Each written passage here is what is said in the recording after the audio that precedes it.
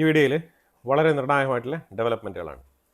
അപ്പോൾ ആദ്യമേ ഇസ്രായേലിൻ്റെ ഉള്ളിൽ ഇന്ന് ഇറാൻ ക്ലസ്റ്റർ ബോംബ് ഉപയോഗിച്ചിട്ടുണ്ട്. ഈ ക്ലസ്റ്റർ ബോംബ് ഉപയോഗിച്ചതിൽ 7 പേർക്ക് ഗുരുതരമായി പരിക്കേറ്റിട്ടുണ്ട്. അതേസമയം ടെലവീവിൽ ബോംബ് പതിച്ചിട്ടുണ്ട്. അപ്പോൾ ഇത് വന്ന് വീണപ്പോൾ ഉണ്ടായ ആഘാതം, ആ ആഘാതത്തിൽ ശരിക്കും തൊട്ടടുത്ത് കിടക്കുന്ന വാഹനങ്ങളുടെ മേളിലൊക്കെ ഈ മിസൈൽ വന്ന് പതിച്ച സ്ഥലത്തു നിന്നുള്ള മണ്ണ് തെറിച്ച് കിടക്കുന്ന രംഗമാണ് ഇവിടെ ഞാൻ വെച്ചിരിക്കുന്നത്. ടെലവീവിലെ ഒരു സ്ട്രീറ്റാണിത്. ഇറാൻ്റെ മിസൈൽ വന്ന് പതിച്ച ടെലവീവിലെ ഒരു സ്ട്രീറ്റ്.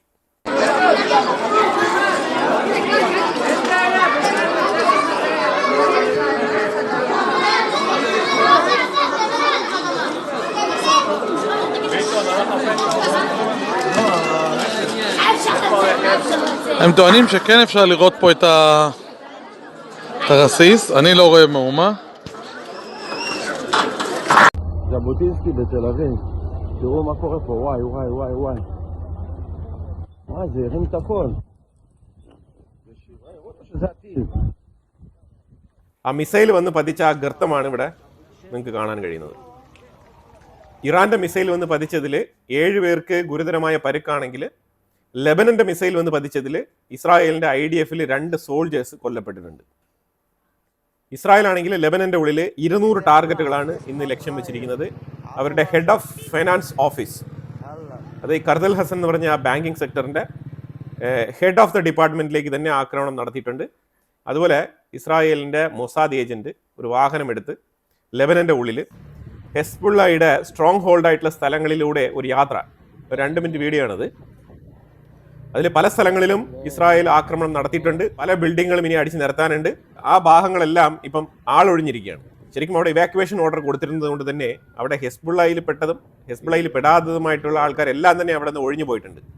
നമ്മൾ 2 ദിവസങ്ങൾക്ക് മുമ്പ് അപ്ഡേറ്റ് ചെയ്തിട്ടുണ്ടായിരുന്നു. ഈ സ്ഥലങ്ങളിലുള്ള ആൾക്കാരെല്ലാം തന്നെ ടെൻറ്റുകളിലേക്ക് താമസം മാറുന്നുള്ളതും, അതേപോലെ നിരവധി പേര് ആ രാജ്യത്തിൽ നിന്നും പുറത്തേക്ക് സിറിയയുടെ സൈഡിലേക്ക് കുറേ ആൾക്കാർ പോയിട്ടുണ്ട്. അതുപോലെ തന്നെ നോർത്തേൺ ലെബനാന്റെ ഭാഗത്തേക്ക് താമസം മാറിയിട്ടുണ്ട്, അങ്ങ് അറ്റത്ത് ബെക്ക വാലിയും കഴിഞ്ഞ് അപ്പുറത്തോട്ട്. പക്ഷേ ബെയ്റൂത്തിൽ തുടരെയുള്ള ആക്രമണങ്ങളാണ് ഇസ്രായേൽ നടത്തിക്കൊണ്ടിരിക്കുന്നത്. മിക്കവാറും നെയിം കാസിമിനെ തട്ടാനുള്ള സാധ്യത വളരെ കൂടുതലാണ്. ഇത്തവണ മാസീവായിട്ടുള്ളൊരു ഓപ്പറേഷനാണ് നടത്തുന്നത്. 150 ബില്യൺ വർത്ത് വരുന്ന ആയുധങ്ങൾ അമേരിക്ക ഇസ്രായേലിന് കൊടുക്കാൻ വേണ്ടിയിട്ട് ബില്ല് പാസ്സാക്കിയിട്ടുണ്ട്. 150 ബില്യൻ്റെ ആയുധങ്ങൾ. ഇത് ഇറാനെയും ലെബനനെയും ഈ ചുറ്റാകെ കിടക്കുന്ന പ്രോക്സികളെയൊക്കെ ലക്ഷ്യം വെച്ചുകൊണ്ട് തന്നെയാണ് കൊടുക്കുന്നത്. കാരണം അമേരിക്കയ്ക്ക് ഇവിടെ ആക്രമണം നടത്താൻ പരിമിതികളുണ്ട്, ലിമിറ്റഡ് അറ്റാക്കാണ് അവർ നടത്തുന്നത്. 3ാമത്തെ വാർഷിപ്പായിട്ടുള്ള ജോർജ് W. ബുഷ് കൃത്യമായി ഓപ്പറേഷൻ തുടങ്ങിയിട്ടുണ്ട്. ഇന്ന് മുതൽ റെഡ് സീയിലാണ് ആങ്കർ ചെയ്തിരിക്കുന്നത്. അപ്പം ഇന്ന് അധികം ഫൈറ്റർ ജെറ്റുകൾ അമേരിക്കയുടെ പക്കൽ നിന്നും ഇറാനെ നോക്കി ചീറിപ്പായും. അതാണ് മനസ്സിലാക്കാൻ പറ്റുന്നത്. ഇറാന്റെ ഉള്ളിൽ തകൃതിയായിട്ടുള്ള ആക്രമണങ്ങൾ നടക്കുന്നുണ്ട്. അത് നമുക്ക് സെപ്പറേറ്റ് ആയിട്ട് നോക്കാം. കാരണം ഇവിടെ ലെബനന്റെ ഉള്ളിൽ ലെബനന്റെ ഗവൺമെന്റ് തകൃതിയായിട്ടുള്ള നീക്കങ്ങൾ, ഇതിൽ കഴിഞ്ഞ വെള്ളിയാഴ്ച ഹെസ്ബുള്ളക്കെതിരെ കോടതിയിൽ വിധി പ്രസ്താവന ഉണ്ടായി. ഹെസ്ബുള്ളയുടെ ഭാഗം കേൾക്കാൻ വേണ്ടി ഇരുന്ന ജഡ്ജി ചോദിക്കുകയാണ്, ഹെസ്ബുള്ള റെപ്രസെന്റേറ്റീവ്സിന്റെ അടുത്ത് ചോദിക്കുകയാണ്, നിങ്ങൾ ഈ രാജ്യത്തിനുള്ളിൽ താമസിക്കുന്നു, ശരി, ഓക്കെ, അംഗീകരിച്ചു, നിങ്ങൾ എന്തുകൊണ്ടാണ് ഇവിടെ ആയുധം കൊണ്ടുവരുന്നത്, ഈ വെപ്പൺ ഉപയോഗിക്കുന്നതിന്റെ ആവശ്യം എന്താണെന്ന് ചോദിക്കുകയാണ്. ഒന്നാമത്തെ കാര്യം, ഈ ചോദ്യം തന്നെ ഒരു കോമഡിയാണ്. കാരണം ഹെസ്ബുള്ളയുടെ അടുത്ത് ചോദിക്കേണ്ട ആവശ്യമില്ല. അവർ ശരിക്കും പറഞ്ഞാൽ ഒരു മലേഷ്യ ഗ്രൂപ്പ് പോലെ ഇറാന്റെ പ്രോക്സികളാണെന്നുള്ളത് ആഗോളതലത്തിൽ എല്ലാവർക്കും അറിയാവുന്ന കാര്യമാണ്. എന്നിട്ടും ജഡ്ജി ഇത് ചോദിക്കുകയാണ്.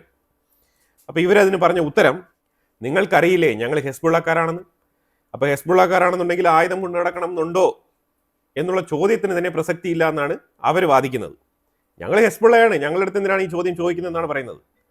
ഓസ്ട്രേലിയയിൽ സ്ത്രീകളുടെ ഏഷ്യ കപ്പ് സോക്കർ ഗെയിം നടക്കുകയാണ്, ഫുട്ബോൾ.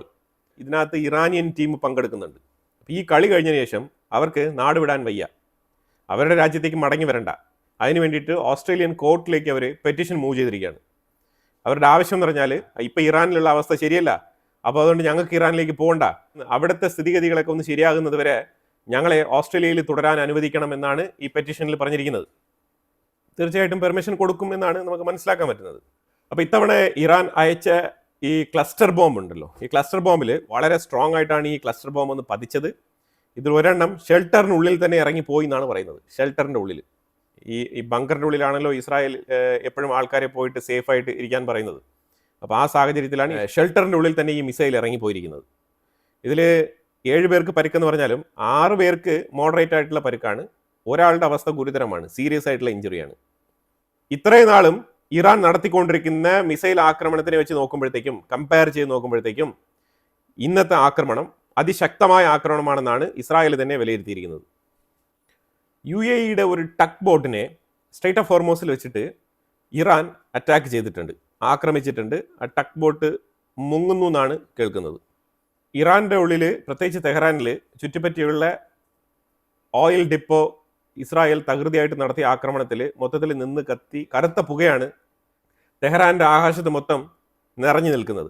അപ്പോൾ ഇതെല്ലാം തന്നെ ഓയിൽ കണ്ടൻ്റ് ഉള്ള പുകയാണ്. അപ്പോൾ ഇതുകൊണ്ട് തന്നെ വൈകാതെ തന്നെ മഴ വരും എന്നാണ് പ്രതീക്ഷിക്കുന്നത്. അപ്പോൾ അതുകൊണ്ട് ഈ മഴ വരുമ്പോഴത്തേക്കും ആസിഡ് റെയിനായിട്ട് വരാനുള്ള സാധ്യത വളരെ കൂടുതലാണ് എന്നാണ് ഈ ക്ലൈമറ്റോളജിയുമായിട്ട് ബന്ധപ്പെട്ട ആൾക്കാർ പറയുന്നത്. കാരണം അത്രയ്ക്ക് ബ്ലാക്ക് ക്ലൗഡാണ് മൊത്തത്തിൽ നിറഞ്ഞു നിൽക്കുന്നത്. ശരിക്കും സൂര്യപ്രകാശം അങ്ങ് എത്തുന്നില്ല, അത്തരത്തിലാണ് ഈ ആക്രമണത്തിൻ്റെ പുക നിറഞ്ഞു നിൽക്കുന്നത്. അതും ബ്ലാക്ക് കളറിൽ, ബ്ലാക്ക് ക്ലൗഡ്.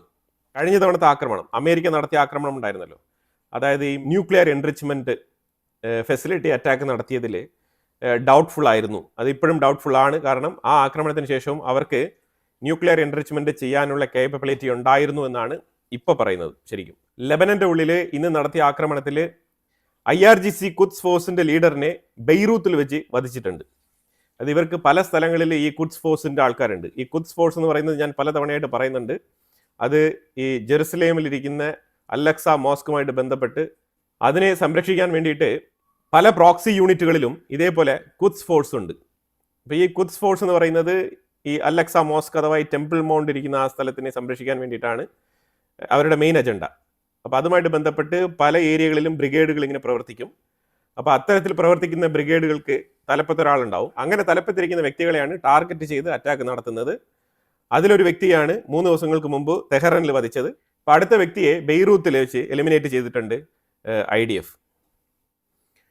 പാകിസ്ഥാനിൽ പഞ്ചാബ് പ്രൊവിൻസിൽ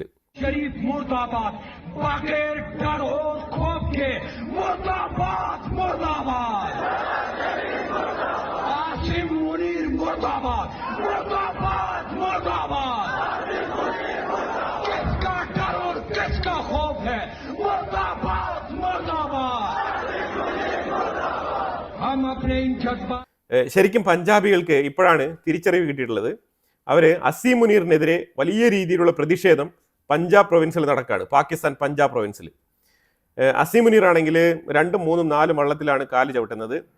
സ്ഥായിയായിട്ടുള്ള ഒരു ഡിപ്ലോമസി ഇല്ല, ഫോറിൻ പോളിസി വ്യക്തമല്ല. ഇതുകൊണ്ട് തന്നെ പാകിസ്ഥാന് പല മേഖലകളിലും അവർക്ക് കിട്ടേണ്ട സഹായങ്ങൾ കിട്ടുന്നില്ല, അവർക്ക് കിട്ടേണ്ട പരിഗണന കിട്ടുന്നില്ല.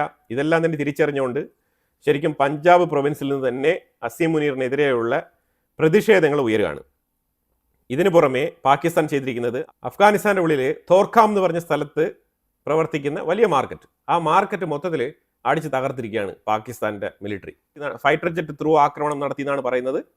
എന്തായാലും അഫ്ഗാനിസ്ഥാൻ്റെ ഉള്ളിലുള്ള ഈ തോർഖാം എന്ന് പറഞ്ഞ മാർക്കറ്റ് മൊത്തത്തിൽ കത്തിനശിച്ചിരിക്കുകയാണ്. ഇതിനുള്ള റിറ്റാലിയേഷൻ ഉടനെ തന്നെ അഫ്ഗാനിസ്ഥാൻ മടക്കി കൊടുക്കും, അത് വേറെ കാര്യം. അപ്പോൾ അതായത് തുടരെ ഈ വിഷയം ഇങ്ങനെ മുന്നോട്ട് പൊയ്ക്കൊണ്ടിരിക്കുകയാണ്.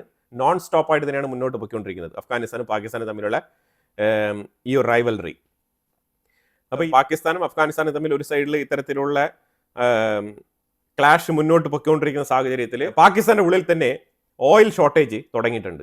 ഓയിലിന് ലിറ്ററിന് 55 പാക് റുപ്പിയേ ഉള്ളൂ, വില അത്രയേ ഉള്ളൂ, പക്ഷേ അവൈലബിലിറ്റി ഇല്ല, ഷോർട്ടേജാണ്. ഇത് തന്നെയാണ് നമ്മൾ ഇന്നലെ സൂചിപ്പിച്ചിരുന്നത്. മൊത്തത്തിൽ ഇപ്പം വാഹനങ്ങൾക്ക് എണ്ണ അടിക്കാൻ പറ്റുന്നില്ല, നീണ്ട ക്യൂ ആണ്. പാകിസ്ഥാൻ്റെ ഉള്ളിൽ ഫ്യൂവൽ സ്റ്റേഷനിൽ നിരനിരയായിട്ട് കിടക്കുന്ന വാഹനങ്ങളുടെ ഫൂട്ടേജാണ് ഞാനിവിടെ വെച്ചിരിക്കുന്നത്. ഇത് ഇങ്ങനെ തന്നെ ഒരു 2-3 ദിവസം നീണ്ടു പോയി കഴിഞ്ഞാൽ വലിയ രീതിയിലുള്ള പ്രതിഷേധങ്ങൾക്ക് വഴിയൊരുക്കും.